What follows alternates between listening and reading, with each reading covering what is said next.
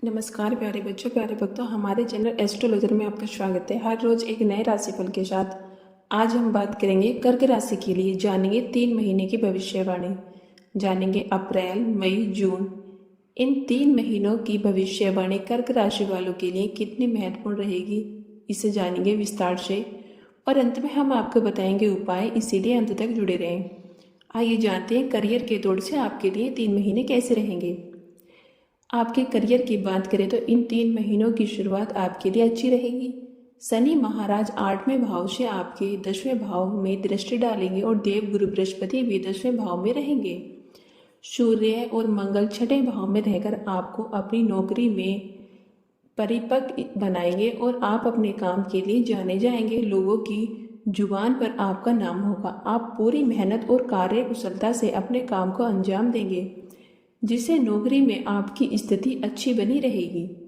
1 मई को बृहस्पति के 12वें भाव में जाने से आप और आपके वरिष्ठ अधिकारियों के बीच रिश्ते और बेहतर बनेंगे।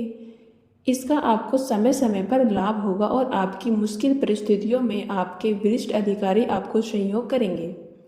बृहस्पति की 5वीं दृष्टि तीसरे भाव पर होने से आपको अपने साथ काम करने वाले सहकर्मियों का सहयोग भी समय समय पर मिलता रहेगा।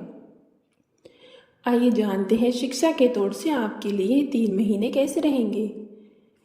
कर्क राशि वालों के लिए इन 3 महीनों की शुरुआत अनुकूल रहेगी। बुध और शुक्र के प्रभाव से तथा चतुर्थ भाव और द्वितीय भाव पर देव गुरु बृहस्पति की दृष्टि के कारण आप अपनी शिक्षा में अच्छा प्रदर्शन कर पाने में कामयाब रहेंगे।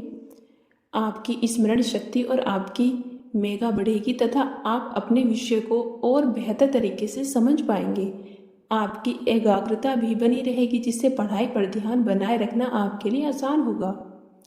इससे आपकी राह आसान होगी। और इन 3 महीनों की शुरुआत में सूर्य मंगल के 6ठे भाव में रहने से प्रतियोगिता परीक्षाओं में सफलता के योग बनते नजर आ रहे हैं।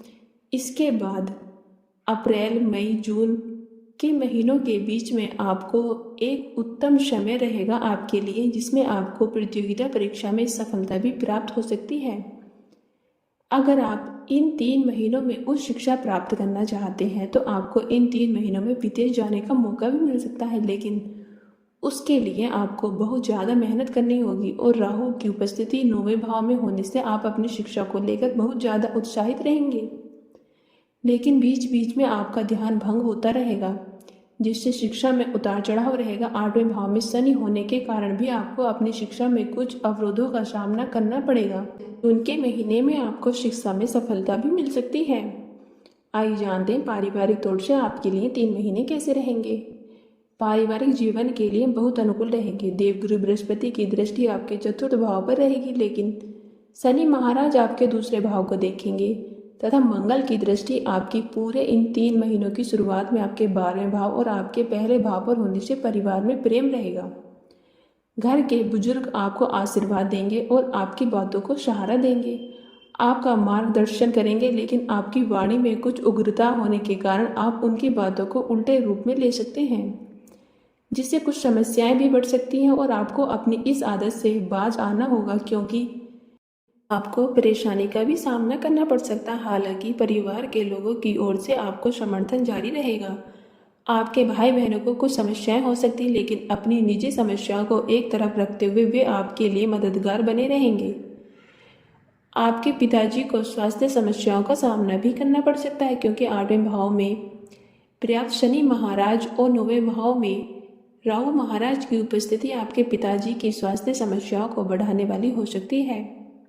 विशेष रूप से जब 23 अप्रैल से 1 जून के बीच मंगल का गोचर भी आपके 9 भाव में राहु के साथ होगा, तो आपके पिताजी का स्वास्थ्य भी खराब हो सकता है। इस दौरान उनके स्वास्थ्य का विशेष ध्यान रखें और आवश्यकता होने पर उपचार कराएं। आइए जानते हैं संतान की तौर से आपके लिए 3 महीने कैसे रहेंगे। यदि आपकी संतान के लिए इन 3 महीनों की शुरुआत की बात करें तो बहुत अच्छी रहेगी। आपकी संतान में कलात्मक अभिव्यक्ति की बढ़ोतरी होगी। वह अपनी किसी रुचि को आगे बढ़ाने में कामयाब रहेंगे। उनको समाज में मान सम्मान भी मिलेगा, आपका प्रेम भी प्राप्त होगा। उनकी उन्नति देखकर आप भी फूले नहीं समाएंगे। 1 मई से जब बृहस्पति आपके 11वें भाव में बैठकर आपके 5वें भाव और 7वें भाव को देखेंगे तो आपके संतान के लिए वह समय अधिक उपयुक्त रहेगा और वे अपने जिस भी क्षेत्र में हो उसी में उन्हें सफलता मिलेगी। उनको मान सम्मान मिलेगा, वे आज्ञाकारी बनेंगे और उनके अंदर संस्कारों की वृद्धि होगी और आपको यह जानकर खुशी महसूस होगी और खुद पर गर्व भी महसूस होगा। आपकी विवाह योग्य संतान का विवाह भी अप्रैल से मई के माह के बीच में प्रबल योग बनेंगे, लेकिन जून का महीना आपके संतान के लिए कमजोर रहेगा।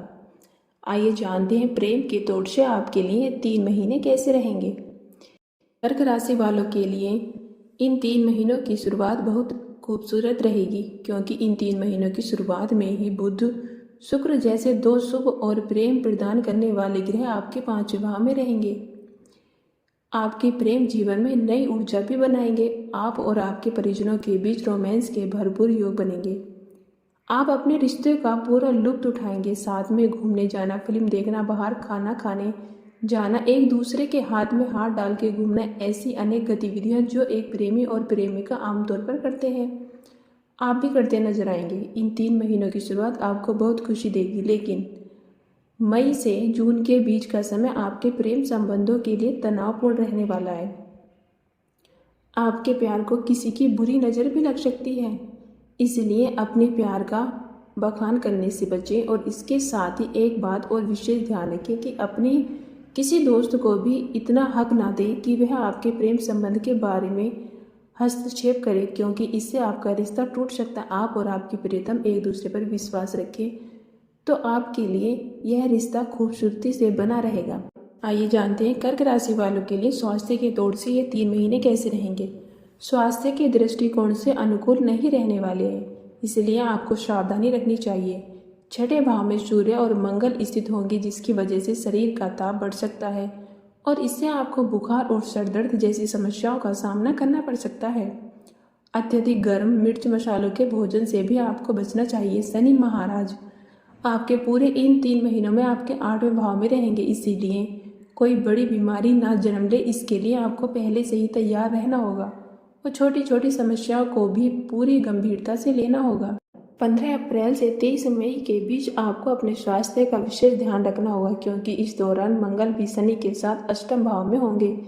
इस दौरान वाहन भी सावधानी से चलाएं और संभव हो तो किसी और से वाहन चलवाएं और खुद बैठकर जाएं। यदि आप किसी पुरानी समस्या से जूझ रहे हैं तो आपके लिए जून के महीना बेहतर रहेगा और अपने स्वास्थ्य का ध्यान रखें। आइए जानते हैं उपाय। आपको प्रतिदिन श्री हनुमान चालीसा और श्री बजरंग बाण का पाठ करना चाहिए।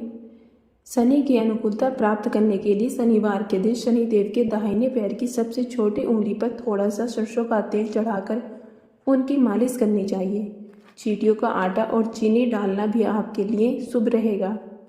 अपने जन्मदिन पर और विशेष अवसरों पर अथवा विशेष समस्याओं के निराकरण के लिए रुद्राभिषेक संपन्न करना चाहिए।